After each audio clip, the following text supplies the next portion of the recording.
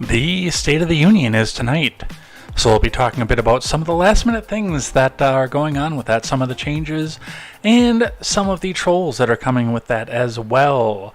And do keep in mind, stick around, even though we'll be doing an abbreviated contemporary tonight, we will be doing State of the Union coverage on this channel. Unless you're on the Instagram side, we won't be doing it on Instagram, but we will be doing it on all the main channels tonight. So stick around, hang out, and we can laugh, live chat, and make fun of the president as he goes. But in other news tonight, Trans Lives Matter occupies the Oklahoma Capitol in what would be branded as a dangerous insurrection if it was somebody who disagreed with the left, but we'll talk about that, what the differences are, and where we go from there. Donald Trump is suggesting Ron DeSantis is a pedophile. Yeah, there's no way that this turns out well, but we'll talk just a bit about that and what's happening there. And migrants are abandoning New York City for Canada with taxpayer-funded bus tickets. Well, take a New Yorker with you. Except for Quest, we like him. It is going to be all this and more. I got more votes than Kevin McCarthy. I am Jay Edgar, and this is Contemporary.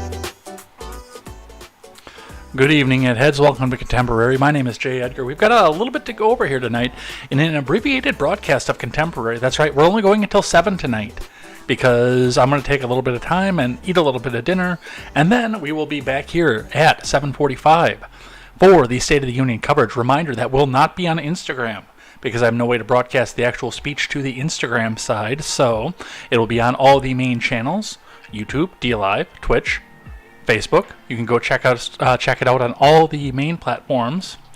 Definitely looking forward to seeing some of that. But yeah, we'll be here.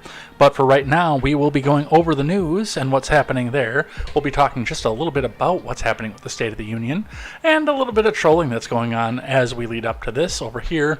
Plus the dangerous insurrection that's happening over in the Oklahoma Capitol and the GOP Civil War that is taking a definite interesting turn, but it's going to be all this and more over on Contemporary. Before we get started, make sure you guys go check out great programming, such as the Daily Ignoramus, the Breakdown with Breckenhoff, the R-Rated Conservative, the Porch Boys. Go check out Tweets by Brit, Mr. Behavior, the No Gimmicks Podcast, and more, as we form a coalition together to bring you news from the common man for the common man. That is right. We are intent to bring you a better news experience and a better culture experience that is more based around people who've had to make some of the same decisions that you have. So go check out all my friends. It's going to be a great time, and they are there to give you a better culture experience over here. And with that, let's get down into the news and see what it is that's going on for the last 24 hours. We're going to start as usual with the finance. Excuse me, it's a little bit of cold season, so we got a little bit of that going on here. Let's get the live chat up and see what we have here. And let's go over this. Starting with the Dow. Dow spent the day up. Well, it didn't spend the day up. It had a major leap about the middle of the day. Then it crashed again. Then it did climb itself back out of the hole that it was in, bringing us back up to 156.69, cresting the 34,000 mark, up 265.67 points, or about 0.75% on the day. So a little bit of for it to have that much of a jump from spending the day low is actually a little bit impressive. So I guess the investors are seeing something they like in the numbers. We'll probably talk about that as we fly through the IBD article today. Grabbing one from Bitcoin, that actually spent the day up, like the entire day up today. The Bitcoin ending at 23,261 US dollars and 10 US cents. And it wasn't a major jump, but it was still a jump. I mean, there was one major jump in the middle, but it only crested a little bit further ahead of where we are at this point. 497 US dollars and 10 US cents, or 2% on the rise to that. So if you've got some Bitcoin, a little bit of that, or partial Bitcoin there, congratulations, you made a little bit of money. So we'll be talking about that. And your gas prices. In the Madison area, nothing's changed. We're holding steady right now, which is a miracle because, I mean, at this time last year, we were experiencing wild swings and they were all going in one direction. So your gas is a little bit lower right now, and that's what we have for that. Let's grab one from IBD real quick. From Investors Business Daily. Dow Futures market rallies on Powell Microsoft, AI arms race, Fortinet, Enphase jump on earnings from Ed Carson. And by the way, I've not gone into the AI stuff, partially because I don't understand it, and partially because I don't see this as being the big trouble that everyone thinks that it is right now so far. I've seen no evidence that this is going to be the end of the world, Skynet kind of thing that a lot of people are trying to predict with the AI and all the chat GPT and everything else. I am going to research a little bit more of that to see if I can figure out what is going on with that. But as for right now, no, I don't see a lot that's going on with that I think we need to jump in and be concerned about right now. And I think the technology is just too primitive to do anything. It's definitely worth watching, but we're not going to get Terminators out of this generation of AI. I don't see any reason to think that, but I could be wrong, and we'll watch that and see what happens with that. Let's see, Dow Futures were a little changed after hours, along with the S&P and the NASDAQ.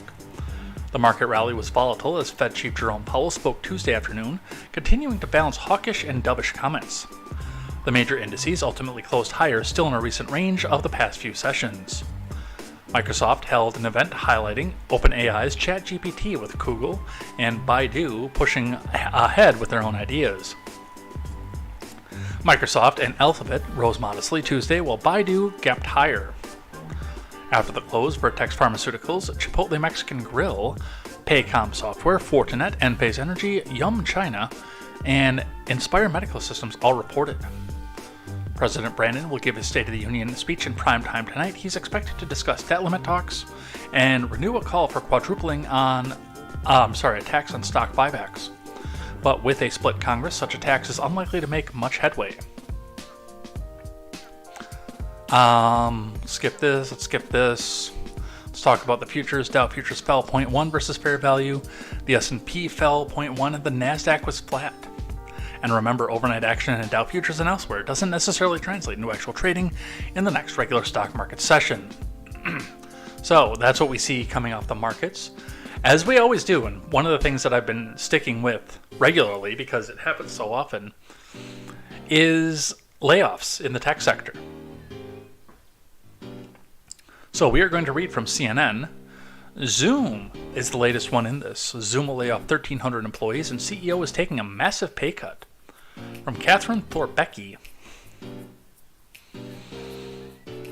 Zoom said on Tuesday that it will lay off about 1,300 employees, approximately 15% of its staff, becoming the latest tech company to announce significant job cuts as a pandemic-fueled surge in demand for digital services wanes.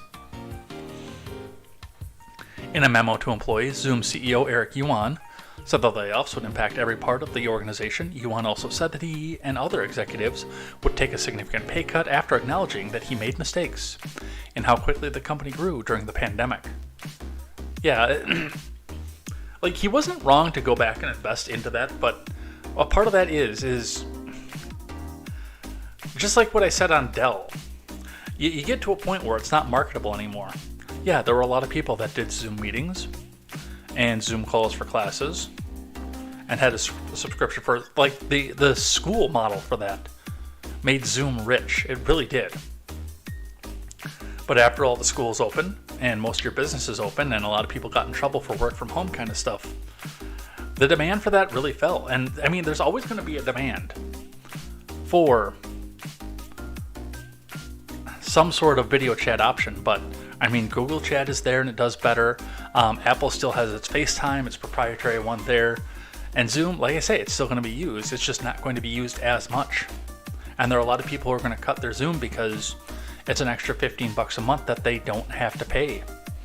And it's also going to be very hard because Zoom does make it like jumping through a hoop to cancel your service. I know, because I've done it before. As the CEO and founder of Zoom, I'm accountable for these mistakes and the actions that we take today. And I want to show accountability not just in words, but in my own actions, he wrote. To that end, I am reducing my salary for the coming fiscal year by 98% and foregoing fiscal year 23 corporate bonus. Yuan said members of the executive leadership team will reduce their base salaries by 20% for the coming fiscal year and forfeit their fiscal year 2023 bonuses. I bet you a lot of them are going to leave. I would put money on that. I would put money on that. Grant is asking, do you think they'll whip out the evil empire background for the State of the Union? No, I do think that they learned their lesson from that. I do think that they learned their lesson from that one. Shares of Zoom rose nearly 9% in midday trading Tuesday following the announcement. Zoom, more than most companies, came to define the early days of the pandemic as many turned to its platform to video chat with friends and colleagues during the lockdowns. By mid-2020, Zoom reported skyrocketing revenue fueled by a spike in business customers from the many companies forced to turn to remote work. Well, yeah, but they disappeared.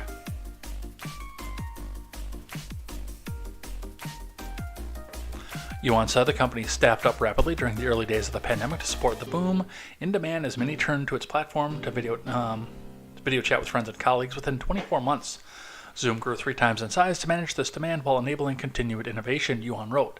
And again, Yuan is saying that this was a mistake.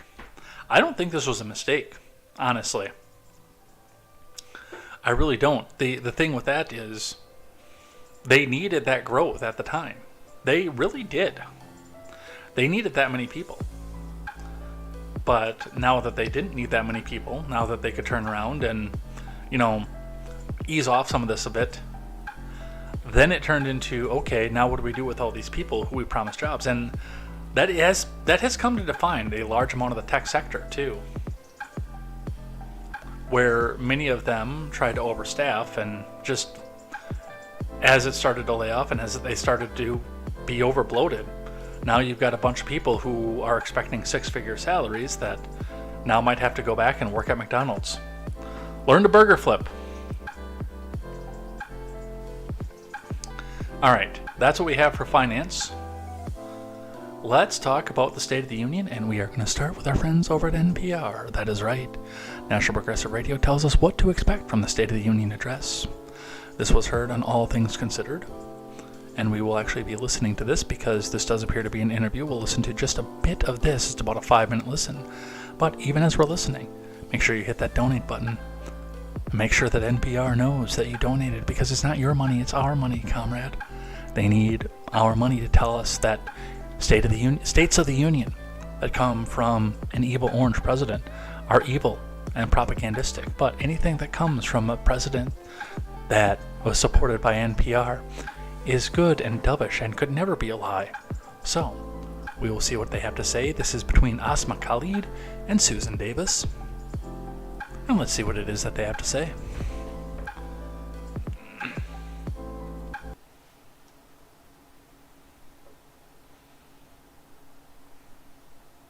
President Biden will give the annual State of the Union address before Congress tonight. This year's speech comes as Biden faces a divided Congress while also planning his re-election run.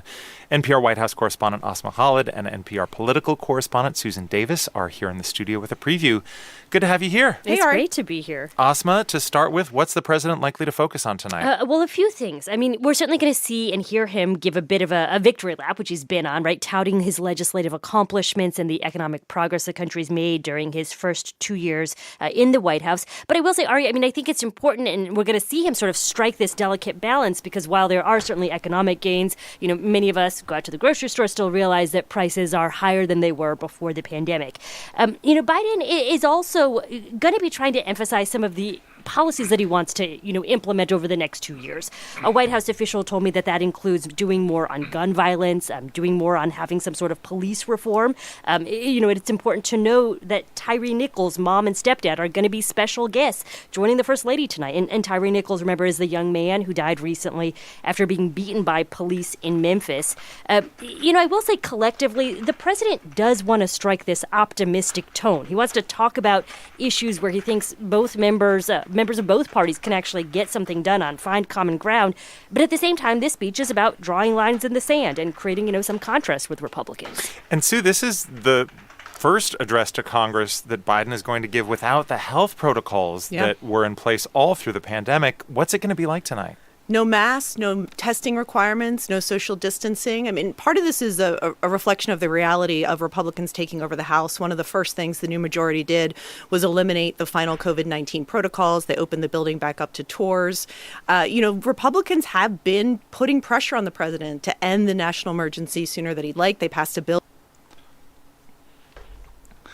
I want to touch on what they're saying here for just a moment, because they're talking about, the no mask, the no anything, but they're saying that it's all Republicans' fault. But I'm going to tell you right now, the COVID lockdowns, the COVID requirements, as much as we still see people walking around like that, really have become unpopular. And, this is a sign that the pandemic is over. It's done.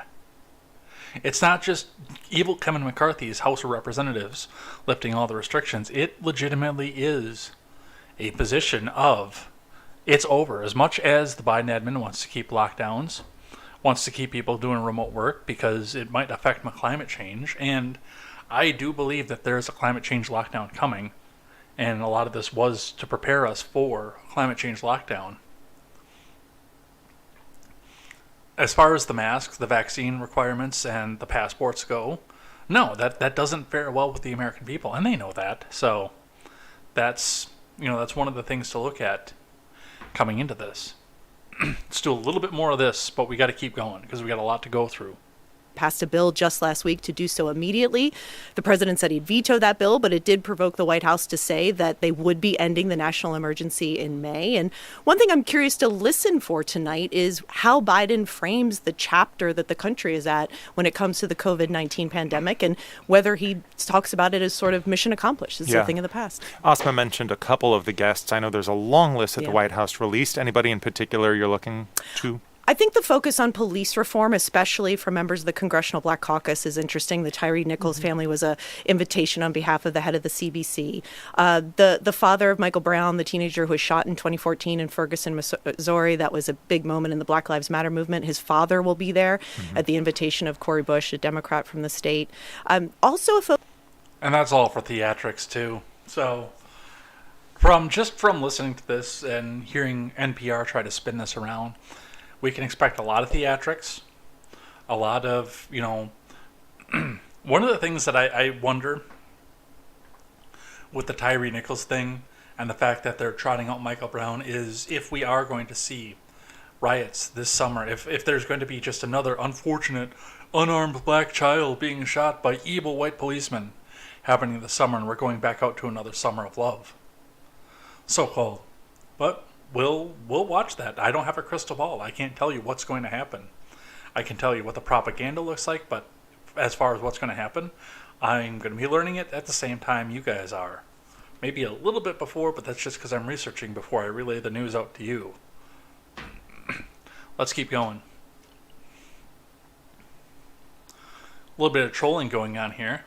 It's just an innocent balloon. Says Marjorie Taylor Greene. Let's put some audio behind that.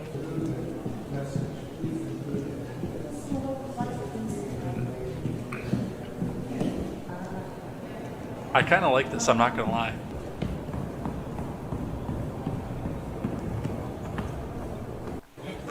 I still think that woman is a plant, but that's funny. That is funny.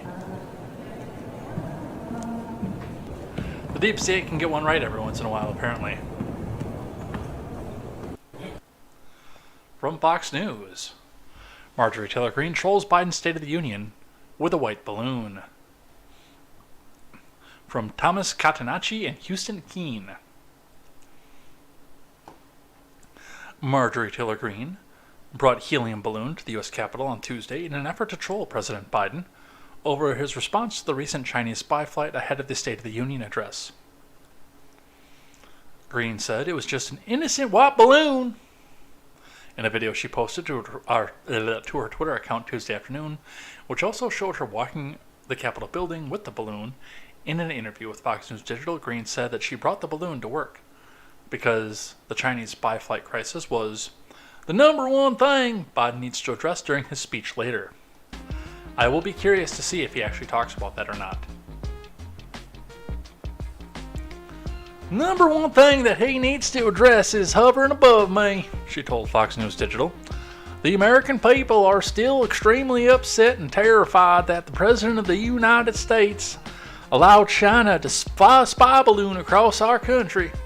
As a matter of fact, they knew about it on January 28th. The President knew about it, the Pentagon knew about it.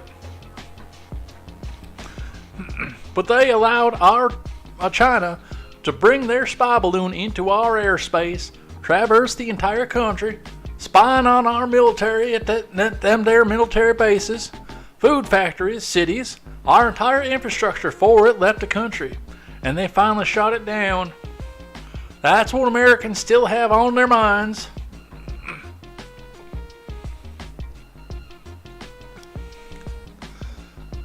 And we go back to a review to the balloon gate. On Saturday, the Pentagon scrambled a fighter jet to shoot down the Chinese spy balloon, which was equipped with intelligence-gathering sensors. Over the Atlantic Ocean, off the coast of South Carolina, the unmanned device was shot down 2 days after the DoD acknowledged it in a week after officials first identified it above the Pacific Ocean off the coast of Alaska. So, that's what they have for that. Another one on the guest list, Ohio State's Harry Miller, invited to attend the 2023 State of the Union. Former Ohio State offensive lineman Harry Miller is set to attend President Brandon's second State of the Union address in Washington, D.C. You know who won't be there? Damar Hamlin. Wouldn't mind seeing that one.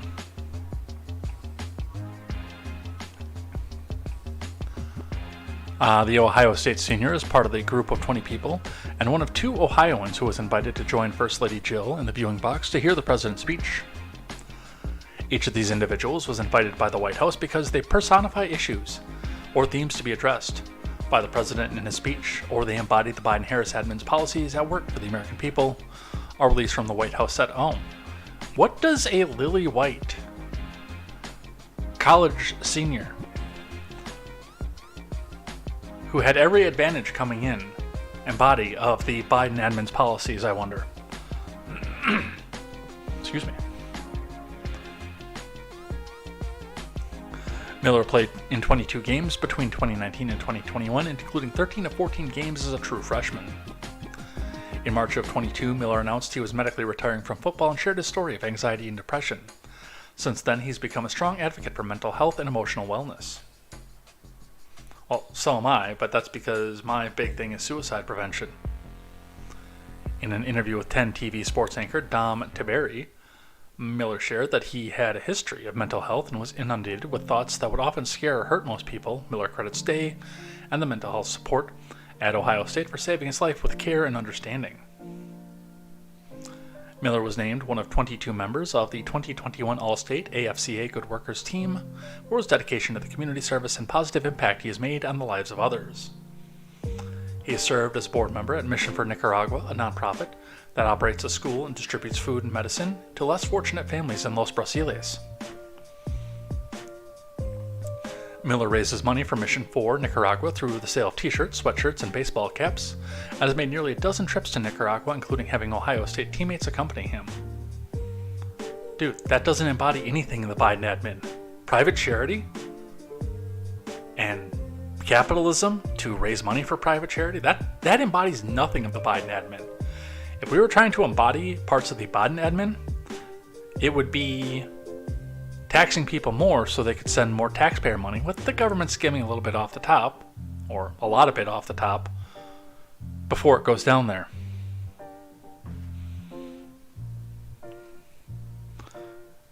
But regardless, Harry Miller and I are kindred spirits as far as the suicide prevention thing goes. So, yeah, I'm not exactly opposed to him being there, and I'm glad that somebody in that movement has done well for that. But regardless, that's what we have for that.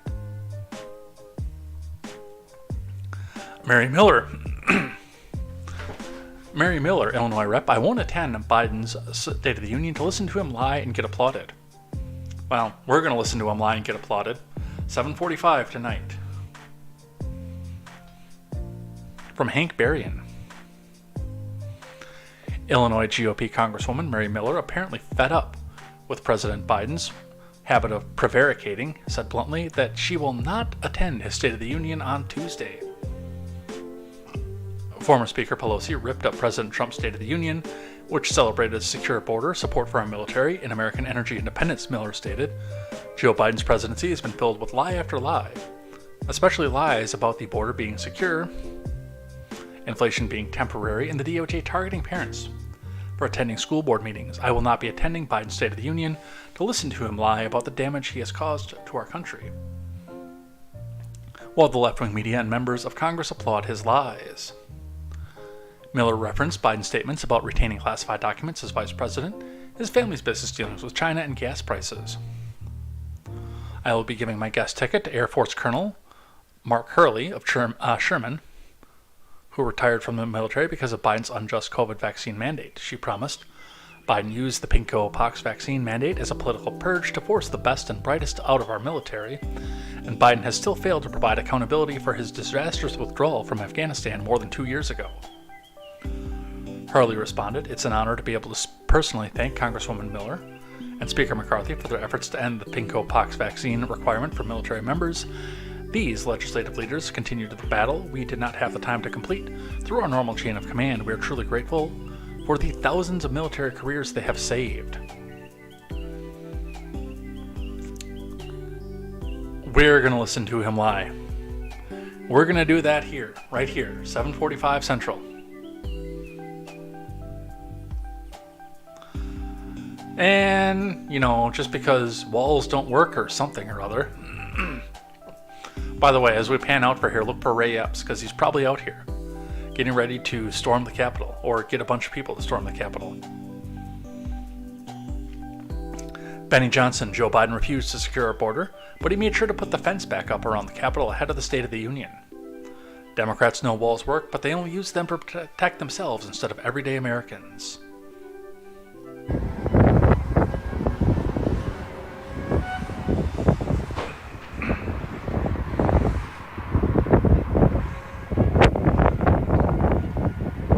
Oh, I think I see him.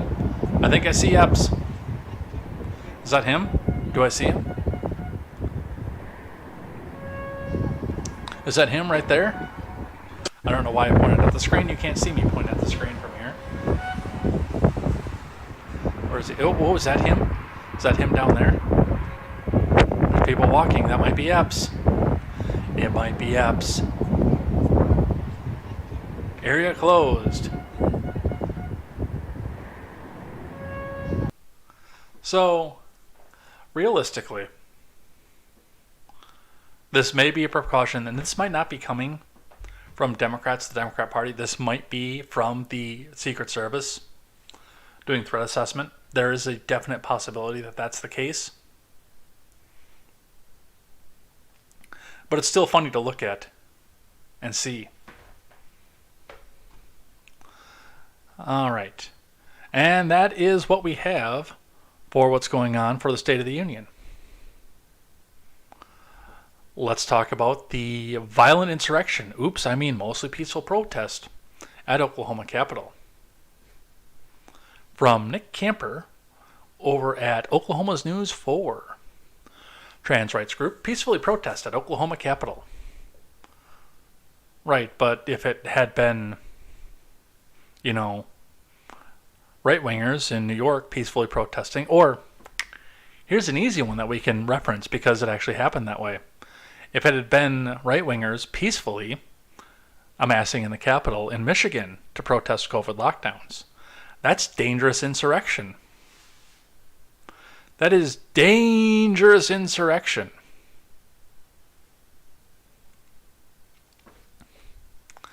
From Nick Camper of KFOR, which we've got some video of that as well. We'll be looking at that, but let's read. With lawmakers getting ready to hear Governor Kevin Stitt deliver his fifth State of the State address, trans rights activists protested on the south steps of the Capitol. A couple hundred people gathered to demonstrate their opposition to bills that have been filed that would ban gender-affirming care. About an hour before Governor Stitt took the podium, the group of protesters filed onto the fourth floor. Let's look.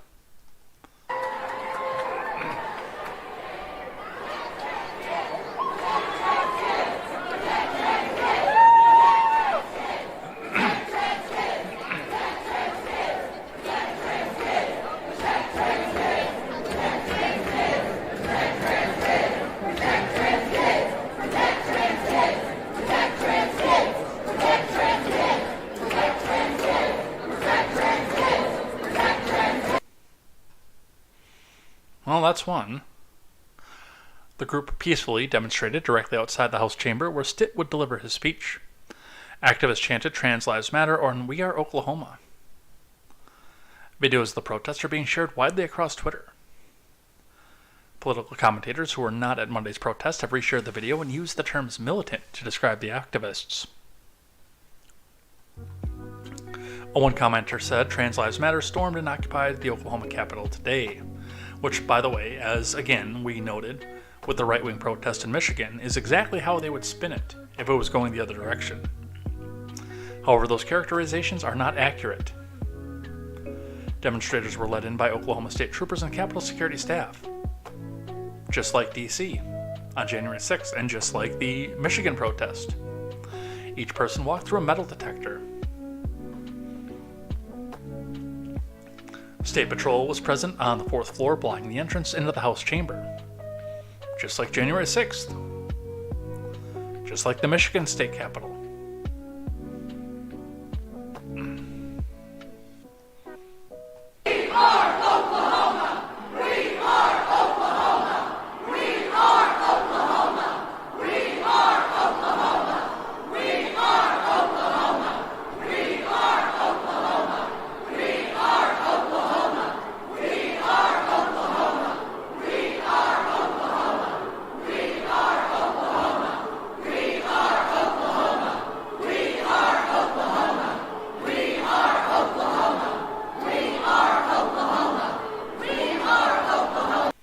I didn't quite catch that. What is it that they're saying that they were? I can't remember. I can't quite tell. Can anybody else tell? We are Oklahoma. We are Oklahoma. We are Oklahoma. We are Oklahoma. We are Oklahoma. We are. Through conversations with law enforcement, they looked and sounded generally unfazed by the protesters. No one seemed to be in immediate danger. When the chanting was at its loudest, it was difficult to hear the person talking next to you, but at one point, senators walked from the chamber, through the crowd, into the House chamber, and there was no physical violence or any verbal altercations. Capitol security staff was in contact with the leaders in protest. On multiple occasions, the leaders were giving directions to the crowd about where they could stand, how close to the House chamber door, and even telling the group to be quiet once the State of the State began. By the time Governor Stitt concluded, the crowd had dispersed and gone home. So, and I don't know what it is that's actually in the bills. Now, if you're talking about something, again, I know that I stand in opposition to my more right-wing friends. I'm more liberal than like KTZed and Stephen Ignoramus, and even Seawall. I'm more liberal than them because if this is what you want to do and take yourself out of the gene pool, have at it. I'm not going to stop you. I think it's stupid, but it's your own body to be stupid with.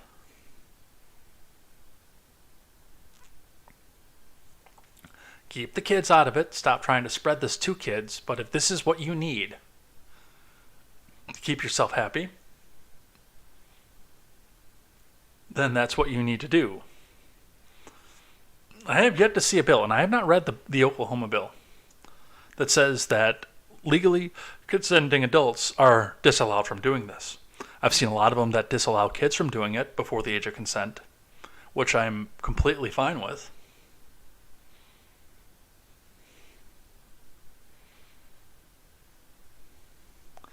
But as far as the grown-ups go, it is your body. It's your freedom to do so. Now, if there is a bill out there and I haven't seen it yet, then I will come back and I'll say, no, we don't need to go this far. It's people's own decision whether or not they want to chemically castrate themselves. I don't agree with it. I think it's stupid. But it is your body, your choice. But I've got this feeling that most of this is just the bills for the kids that they don't like, because then they can't go back and put permanent disfiguration upon the next generation before, they reach the age of reason. But again, my big part is this would have been a violent insurrection if this had been going the other direction. All right, from the Hill. Trump rips Club for Growth after he wasn't invited to a donor retreat. From Max Greenwood.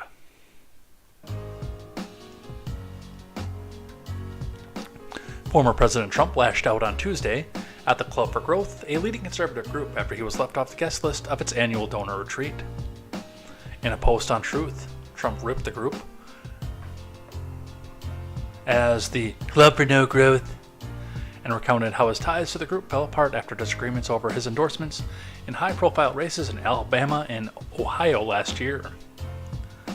He also blasted the club for initially opposing his candidacy in 2016 before repeating his false claim that the 2020 election was completely not rigged, Susan. In fact, it was the freest and safest election in history, Susan.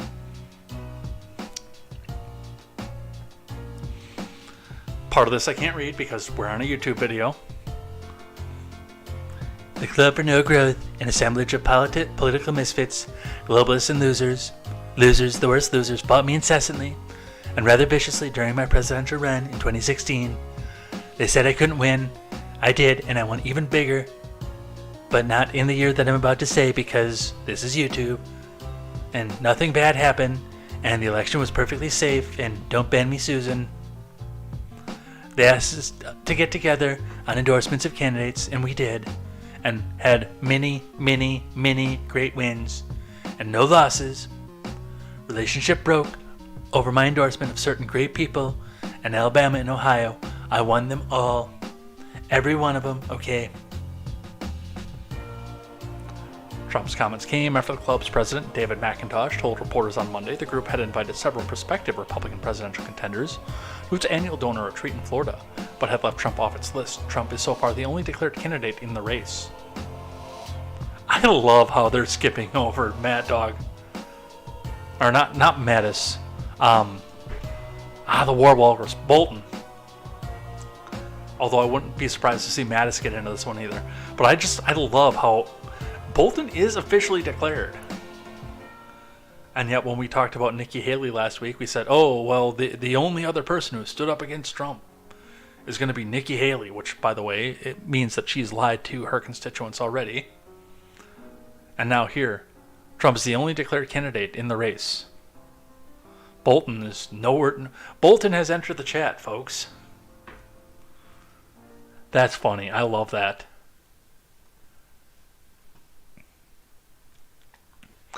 Among those invited to the gathering are Nikki Haley, Mike Pompeo, Mike Pence, Tim Scott, Glenn Youngkin, and Ron DeSantis.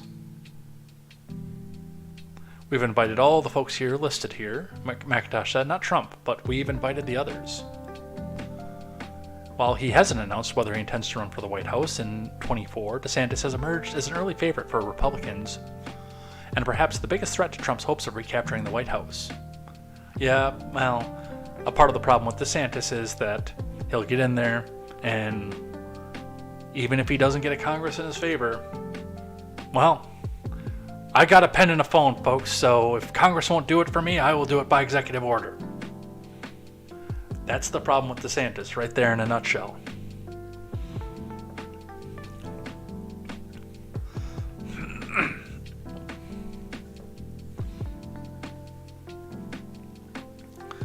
So, well, I guess we're kind of having a little bit of a schism.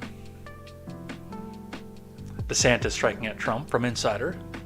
DeSantis echoes Trump in latest offense against the media after taunting the former president during a live TV roundtable.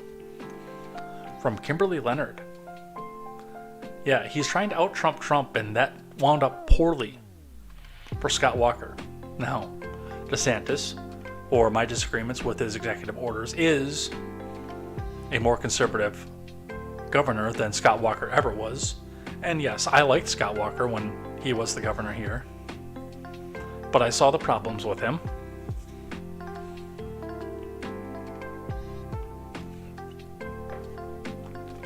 Ron DeSantis won't be the Republican to give the party's response to the State of the Union address, yet the prominent politician created his own made-for-TV moment, intended to grab headlines on Tuesday morning. Surrounded by cameras in a studio in Hialeah, a Hispanic majority community outside Miami, DeSantis held a live broadcast roundtable on defamation in the media, which he asked lawyers how Florida should shrink free speech laws to make it easier for people to sue news outlets. That sounds like a lot of editorializing.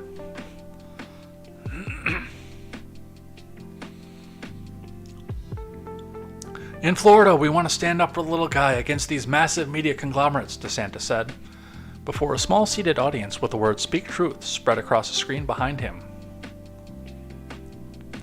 The governor, who is married to former Jacksonville TV newscaster Casey DeSantis, took on the role of TV reporter himself, as he plays news clips and questioned 6 panelists who'd criticized or tangled legally with large corporate outlets. The broadcast echoed the media ire former President Trump frequently has on display, yet it appeared to anger the MAGA faithful. One of the panelists DeSantis invited was Libby Locke, a lawyer who represented Dominion in its defamation lawsuit against Mike Lindell, whom it accused of spreading false claims about its role in the 2020 election. DeSantis, in introducing Locke, called her an extraordinaire in the First Amendment defamation. The clip circulated on Twitter where Lindell, an avid Trump supporter, expressed his outrage about the events and accused DeSantis of showing his true color. Yeah, we really don't need to be listening to what Mike Lindell has to say. But what we can do, 2:58 on February 7th, so today, is we can go watch the video clip.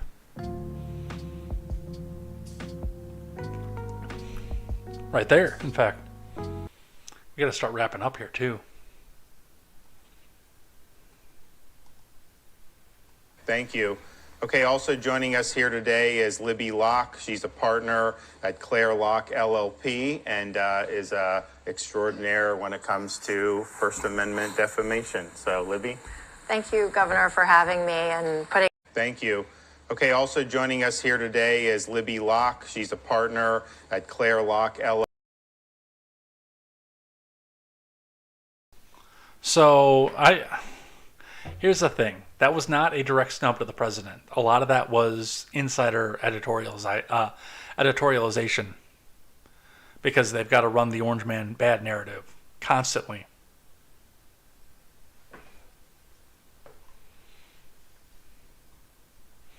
But Lindell's going to come back out and spin it because I think he thinks the only way he could ever have a job is if Trump is the president again.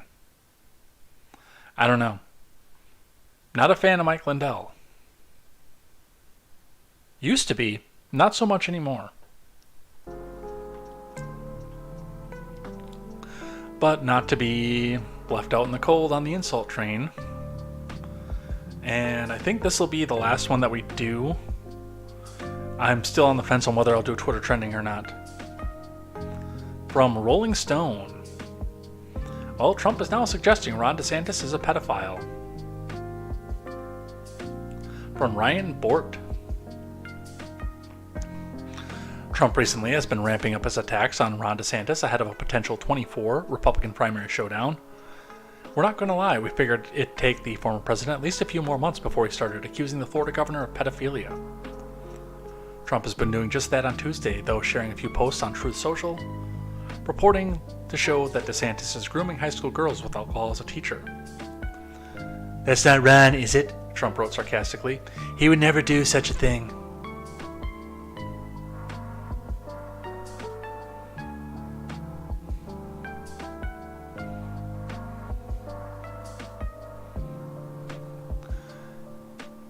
Here's Ron DeSanctimonious grooming high schoolers with alcohol as a teacher. Ron DeSantis was having a drink party with the students. When he was a high school teacher, having drinks with underage girls and cuddling with them certainly looks pretty gross and ephebophilia-esque. How much did you pay somebody to give you that last word?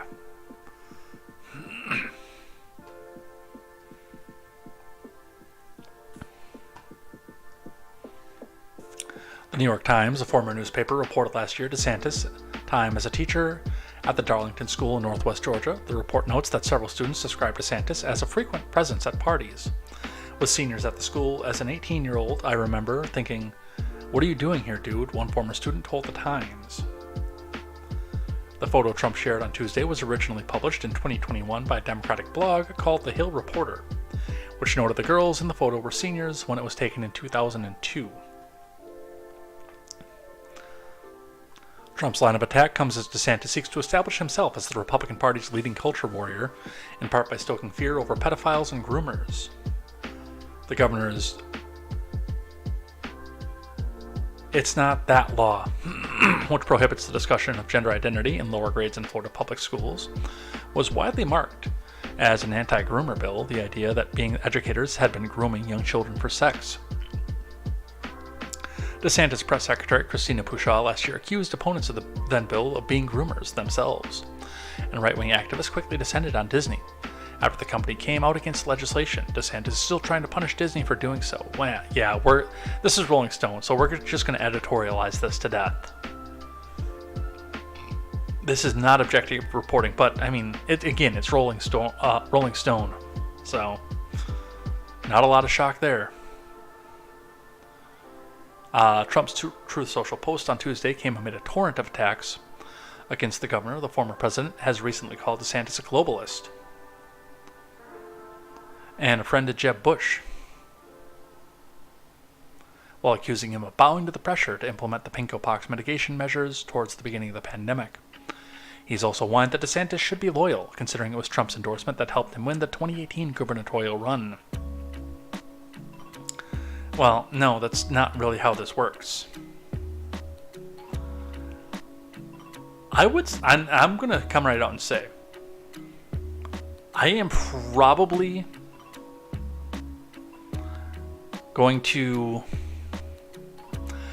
most likely going to not vote for the presidency this time through. I'm not going to vote for a Democrat. I don't know if I can vote Trump again, and I am definitely not going to vote for Ron DeSantis. And by the way, KTZed, no, I'm taking a 45-minute break, starting in just a couple minutes here, and then we're back live at 7:45, which I left a message in the group chat. So if you want to join me for that, let me know. But yeah, we'll be going off here in just a couple of minutes. And then I'm going to go get some dinner, and we'll be back for State of the Union on all the channels. And I'm going to stay on YouTube for the State of the Union. I wasn't going to initially, but I figure, you know what? I've taken so many so many hard strikes that, what else are they going to do? They weren't able to take my channel down before. They tried. They got really close.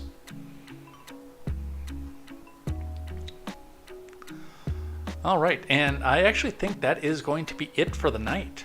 I'm not going to do a Twitter trending tonight because, again, we're doing an abbreviated show. So we are going to call it here for this point. I'm going to shut her down, and I'm going to go eat a little bit of dinner. And we'll be back here again, 7:45. No Instagram.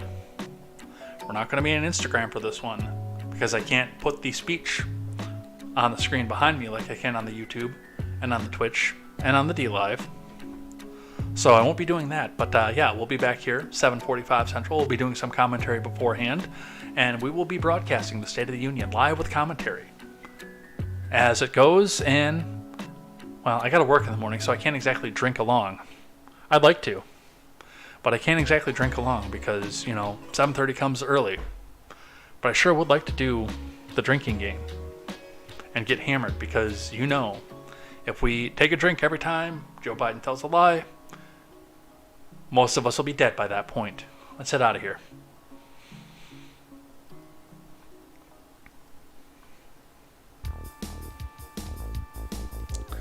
So, thanks everybody who came by, chatted in the live chat, everybody who hung out. I hope to see you here in 45 minutes on these same channels for the State of Disunion is what I'm going to call it here. So come back and join me for that. Definitely looking forward to that. Otherwise, we'll be back here tomorrow for a regular full-length episode of Contemporary as we talk about the news and the headlines, and we'll probably do a recap of the State of the Union as well. So come back and join me for that. It's going to be a great time. Definitely love seeing you guys here, and love the discussion, love the commentary. Hope to see more of you here discussing and calling out some of the lies as we go, because we know they're going to be lies. There were lies when Trump was there, there were lies when Bill was there, when Obama was there, when W and HW were there. It is the president's opportunity to come up and propagandize and lie. So we'll see what happens there. We'll see what the whoppers are. We'll see how he had to change everything for China and the balloon. And we will see if Marjorie Taylor Greene can get her balloon into the chamber to go and troll him some more. It's going to be all this and more. Come back and join me, 7:45 Central Time, for the State of Disunion. And until then, I am Jay Edgar, and this is Contemporary. Take care.